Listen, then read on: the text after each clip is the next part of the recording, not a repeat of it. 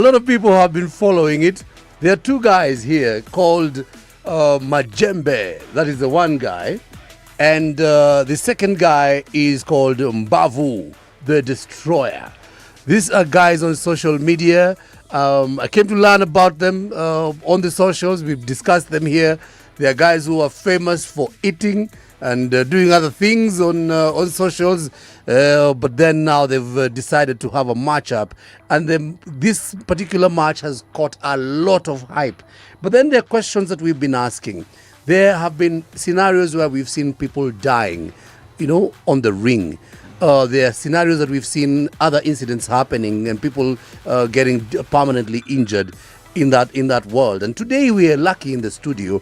We were speaking about it here, me and Muriah, discussing it. We're both amateurs, non-boxers, but people who've been in the world of sports for a bit of time.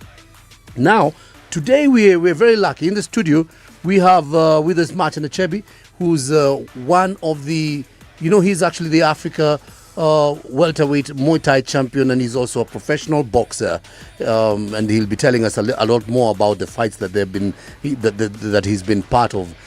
We know about color code and stuff like that. We'll be discussing that and more. But right now I have a question for you, and it's straight up. What do you make of this type of matchups that are being pushed on social media, particularly this one, Mbavu, the Destroyer, na Majembes?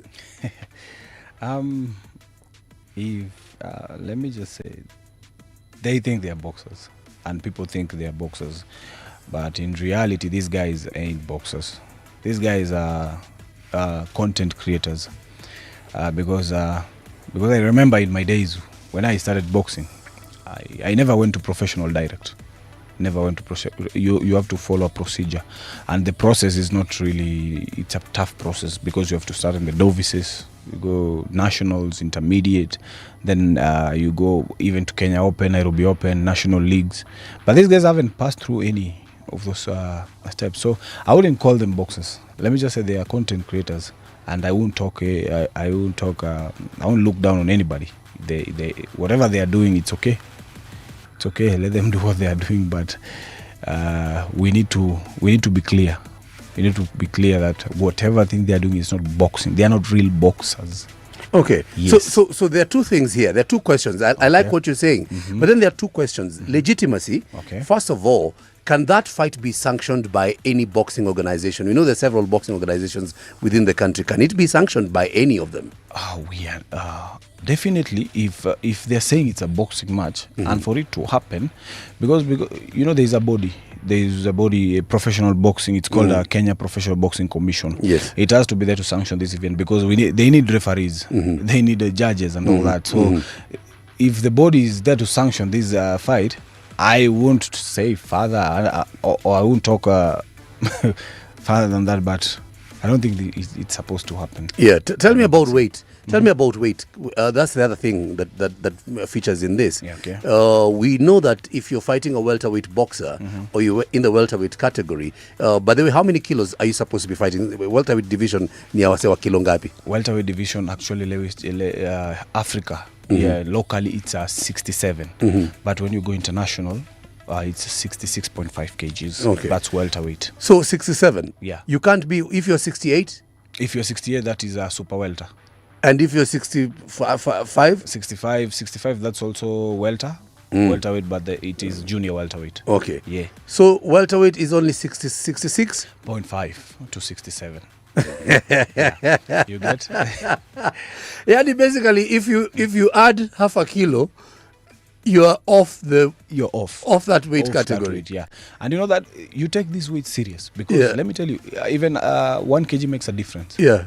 Because if you're heavier than me, you punch me, it hurts. That's the question. That's actually the question I was getting to. Really, you've brought me another insight. Like the difference is 1 to 2 kilos. Yeah, you're off, and you're difference. off that category. Big difference. So why do people insist that you have to fight somebody who is exactly your weight?